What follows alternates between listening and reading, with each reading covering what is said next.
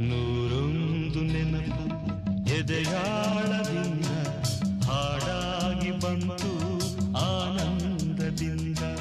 ನೂರೊಂದು ನೆನಪು ಎದೆಯಾಳದಿಂದ ಹಾಡಾಗಿ ಬಂತು ಆನಂದದಿಂದ. ಸಿಂಧೂರವಿಂದು ನಗಲಮ್ಮ ಎಂದು ಎಂದೆಂದು ಇರಲಮ್ಮ ಈ ದಿವ್ಯ ಬಂದ.